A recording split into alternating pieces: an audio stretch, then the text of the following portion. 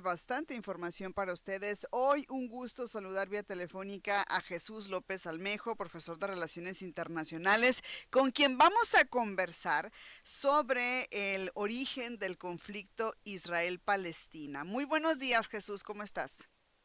Hola Nidia, buenos días a todos los sonorenses que nos escuchan, pues listos para analizar el tema. Sí, fíjate, mira, hemos estado viendo de manera reciente pues noticias sobre los ataques, sobre la situación entre Israel e Irán.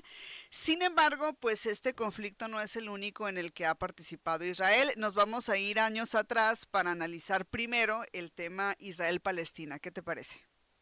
Muy bien, adelante. Cuéntanos un poquito, la gente quienes estamos de este otro lado del mundo, pues visualizamos estos conflictos o tenemos la idea de que obedecen a temas religiosos. ¿Qué tan cierto es esto o qué otros intereses hay o qué es lo que genera, por ejemplo, en este caso el conflicto o generó en su momento el conflicto Israel-Palestina? Mira, básicamente la religión es utilizada como solamente un aspecto de tantos que hay implicados. La religión se utiliza para justificar precisamente el que un proyecto colonial de origen europeo del siglo XIX fuera posible, se materializara con el apoyo popular, porque generalmente las élites ponen las directrices, ponen el dinero, ponen los ejércitos, pero si no hay apoyo popular, entonces los proyectos se caen. Cuando digo apoyo popular, cuando digo del siglo XIX, es porque justamente la Organización Sionista Mundial, desde el siglo XIX, a través de un periodista llamado Theodor Herzl, va a promover el que un Estado nacional esencialmente judío en la tierra de Palestina sea pues apoyado por las potencias de la época. El sultán Abdul Hamid del Imperio Otomano se niega a aceptarlo, pero el Reino Unido de la Gran Bretaña apoya.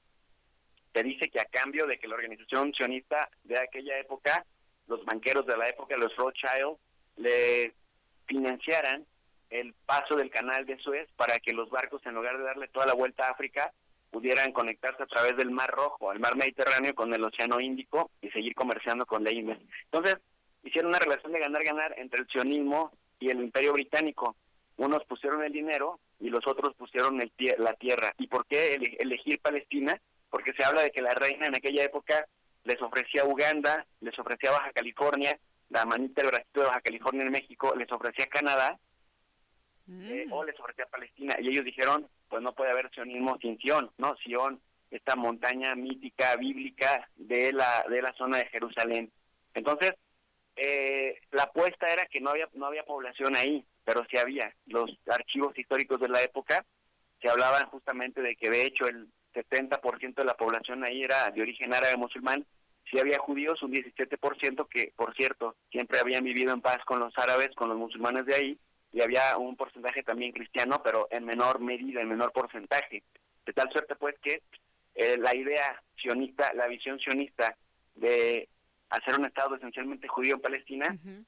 también, decían ellos, se justifica por el antisemitismo que había en la época en Europa. El antisemitismo, aunque tendría que extenderse a los pueblos semitas, los judíos en realidad lo han prácticamente enfocado en que antisemitismo es ser antijudío, y entonces en Europa había persecuciones, había pogromos en la Rusia zarista en contra de judíos, y la justificación que daba Theodor Herzl era, pues hay que hacer un Estado solo para judíos en donde puedan rezar, puedan orar y puedan estar protegidos.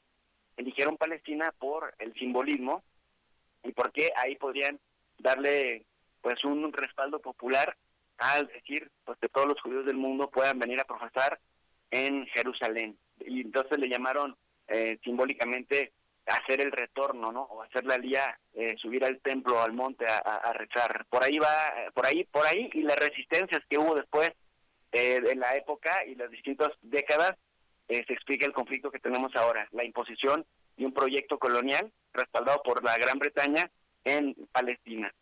Ok, entonces ahí más o menos para una visión del origen. Ya de manera reciente en el conflicto, ya en los últimos años, Israel, Palestina, ¿qué ha generado, y cómo se visualiza desde afuera el mundo, cómo observa o cómo observó en su momento este conflicto?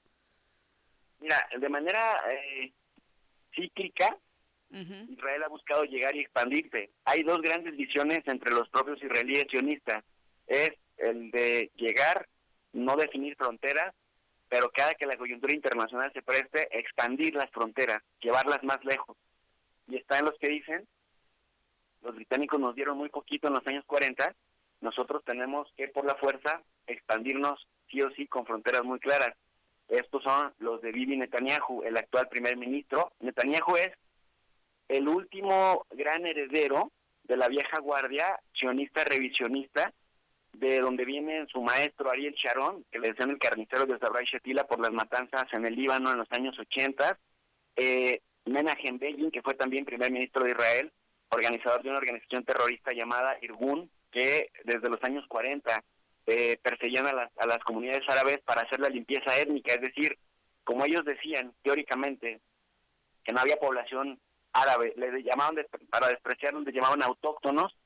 Entonces lo que hacían era, pues para que esa teoría fuera realidad, hacían limpieza étnica, es decir, los expulsaban abiertamente a través de métodos terroristas. Y había otra organización llamada Irgun y Stern. Eso lo puede googlear la gente y puede salir información que no es ningún secreto, solo que la prensa no lo menciona tanto. Entonces, Ariel Sharon, Menachem Begin, son herederos de Vladimir Jabotinsky, que a su vez era fan de Benito Mussolini, de Italia. Benito Mussolini, el creador del fascismo o el impulsor del fascismo en Italia. Entonces, cuando hablamos porque luego mucha gente dice, ¿cómo puedes hablar de que Netanyahu es fascista si es judío y los judíos fueron perseguidos por los fascistas? Bueno, pues esa es la conexión histórica, desde Vladimir Jabotinsky hasta acá. Cada que la coyuntura internacional lo permita, se tiene que dar la expansión de las fronteras. Y entonces, ya no es casual que desde que Netanyahu llegó al poder, él fue primer ministro desde 1997, Nos dicen a menudo que Israel es la única democracia del Medio Oriente, pero Benjamín Netanyahu tiene en el poder desde el 97, después se hubo un lapsus, regresó en el 2009, y desde el 2009 hasta la fecha solo lo descansaron en la banca un año, en 2022, pero sigue siendo primer ministro, el primer ministro más longevo de Israel. Y si te fijas, o sea, el dato histórico sí Ujú. permite certificar que ha intentado llevar a la práctica esa ideología de expandir las fronteras de Israel. Por eso en los Altos del Golán no lo van a regresar. Se llama el sueño del Eretz Israel, el sueño del gran Israel, que originalmente está pensado desde Antioquia, lo que hoy es parte de Turquía y está parte de Siria, hasta el Sinaí, Egipto, y desde el Mediterráneo hasta los cruces del río Tigris y el Éufrates, que eso estaría en el corazón de Irak. Ujú. Entonces, si te fijas, bueno, pues por ahí van los bombardeos al Líbano, los bombardeos a la misma Irak, los bombardeos a Siria. Egipto ha sido muy cauteloso, ha preferido que sacrificar a los palestinos de la Franja de Gaza antes que abrirle las fronteras para no dar justificación a que le bombardeen. Pero bueno, pues ahora Irán, ¿por qué? Porque Irán es el único de la región que le representaba un verdadero reto militar. Es el único gran desafío, porque Ujú. pues ahora sí que a los pro-israelíes les encanta decir que un solo estado chiquitito, pequeñito, casi indefenso, le pega a 6 o 7 que se le ponen en bola. En Ujú. términos reales, en términos numéricos, es Israel más Estados Unidos, más el Reino Unido, más la Unión Europea, y ahí ya la cosa cambia en términos incluso económicos y en términos materiales, en términos de capacidades materiales y destructivas. Pero Irán les representa un desafío militar y por eso la necesidad de doblegarlo, porque si exterminan a Irán, por lo menos a los ayatolás, y ponen ahí un gobierno títere, entonces se habrán quitado un gran peso de encima que les permitirá hacer y deshacer en el Medio Oriente, pues a contentillo. Entonces, Jesús, hay relación, entonces quiere decir que la correlación que existe entre el conflicto Israel-Palestina, Israel-Irán es este objetivo expansionista, es lo que entiendo. Sí, hay una relación total. ¿Por qué? Ujú. Porque Irán ha sido uno de los grandes patrocinadores de grupos de resistencia en Palestina. sobre todo del Hamas y de la Yihad Islámica en la Franja de Gaza, que es con el que más se ha relacionado, porque los palestinos tenían sus grupos de resistencia. Cuando el mundo los ha ido abandonando, los ha ido dejando a su suerte, los palestinos serían como los partisanos de la Segunda Guerra Mundial. Aunque a muchos les choca decir esto, porque a los partisanos, como eran en su mayoría judíos que resistían en el gueto de Varsovia, en París, en diferentes países ocupados por los nazis, y los partisanos se enfrentaban a los nazis para resistir la ocupación nazi, pues en la historia ha pasado el concepto partisano como héroe de resistencia. A los palestinos, en cambio, que hacen exactamente lo mismo que los partisanos hacían antes, les dicen terroristas. A los grupos de resistencia palestina, a la ocupación israelí, la prensa occidental les dice grupos terroristas, los han demonizado históricamente. Y, bueno, algunos de estos, sobre todo el Hamas y la Yihad Islámica, han resistido en gran medida gracias al apoyo militar y económico de Irán. De hecho, recordarás que hace poco también asesinaron en Teherán a Ismail Haniyeh, cuando había ido a un evento, justamente un evento oficial a Irán, pues allá lo descabezaron.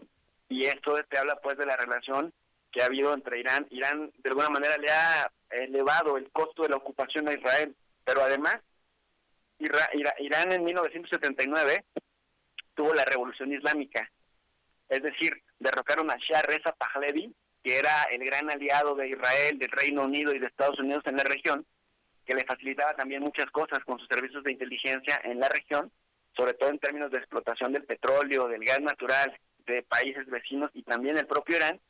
Llega la revolución islámica en el 79 y lo primero que hacen es decir, pues aquí cortamos todo vínculo con Occidente y en adelante nos vamos a constituir como una república islámica. Por eso le llaman la revolución islámica, y de inmediato le pusieron a Saddam Hussein como el antídoto.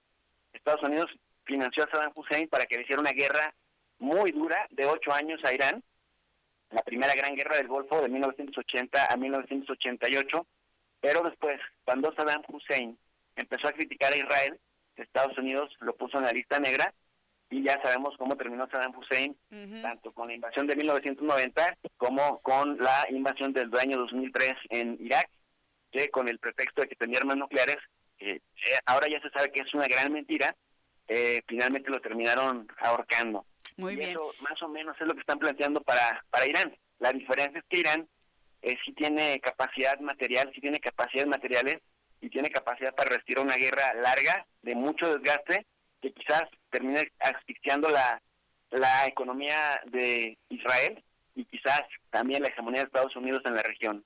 Fíjate, Jesús, que que la comunidad internacional siempre en este tipo de situaciones, pues en este tipo de guerras o de ataques entre estos países, la comunidad internacional pues siempre sale y condena estos hechos, ¿no? Hay quienes hablan incluso de genocidio. No sé si tú coincides en que existe tal, y en este caso, ¿qué estados o qué naciones lo habrían perpetrado? Mira, pues el artículo 6, el artículo 7 y el artículo 5 del Estatuto de Roma, de la Corte Penal Internacional, definen claramente, sin ambigüedades, qué es un genocidio, qué son los crímenes de guerra y qué son los crímenes de lesa humanidad, crímenes contra la humanidad. Yo invitaría a la audiencia a que no me crean a mí, a que no le crean a ningún analista, pero que sí, ahora que Google y que algunos otros buscadores, media, le permiten a uno ir buscando información incluso en tiempo real, que la gente se eche una vueltita al Estatuto de Roma, le pones así nada más, Estatuto de Roma, artículo 6, definición de genocidio, y entonces cuando ves la definición y piensas en lo que Israel ha estado haciendo en la Franja de Gaza, se te enchina la piel, ¿no? Se te enchina la piel porque dices, eso es un genocidio, ¿cómo lo justifican? Cuando tú ves, por ejemplo, el tema de Ruanda, los Tutsis a manos de los Hutus, pero después en los países vecinos, en Uganda, en el Congo, lo que hacen los Tutsis ahora contra los Hutus, o lo que vimos en Serbia, ¿no? En Kosovo, en Albania, en la misma Serbia, o lo que, pues, diversos momentos que han ocurrido los uigur en Myanmar, o lo que también se vio con los camisas rojas, los Khmer Rouge, anteriormente, en Laos, Camboya, que se extendió un conflicto regional en el sudeste asiático en los años 70, pues te das cuenta que por algo, desde el Estatuto de Roma en el año 2000, queda plasmada la definición de cuándo se considera que hay un genocidio. Pero en este caso hay que señalar que los grupos de interés pro-Israel tienen muy controlada la narrativa a través del control de los medios de comunicación comerciales principalmente, y hay muchísimo menos apertura para discutir incluso en términos académicos cuándo se aplica y cuándo no aplica. Y cuando aplica, ¿por qué aplica y por qué no aplica? Mira, un ejemplo muy claro. Macron, Keir Starmer, el primer ministro del Reino Unido, incluso Merz, el nuevo primer ministro se le llaman canciller en Alemania, insistiendo y diciendo que Irán tiene que transparentar todo para que le pruebe a la comunidad internacional que no está desarrollando un programa nuclear con fines de guerra. Cuando este país lo ha hecho, mira lo que hizo Israel. El Organismo Internacional de Energía Atómica le filtró información e Israel descabezó a casi todos sus científicos nucleares. La pregunta es, ¿por qué si Israel es un país que ha invadido Líbano, que ha bombardeado Gaza? Bueno, a Gaza lo sigue asesinando gente todos los días, hospitales, ONGs, iglesias, mezquitas, que ha bombardeado Siria, que se ha metido a todas las aventuras bélicas en la región y tiene armas nucleares. ¿Por qué no el Organismo Internacional de Energía Atómica y la Unión Europea y el mismo Estados Unidos, por qué no dicen, bueno, como un ejercicio de transparencia metodológico, o todos coludos o todos rabones, vamos a ver aquí qué hay? Ni siquiera se lo cuestionan, ni siquiera se lo preguntan. Lo único que vienen a decir es, Israel tiene derecho a su legítima defensa. Ahí estamos de acuerdo. La pregunta es, ¿tiene derecho a seguir masacrando un pueblo como lo ha hecho con la Franja de Gaza?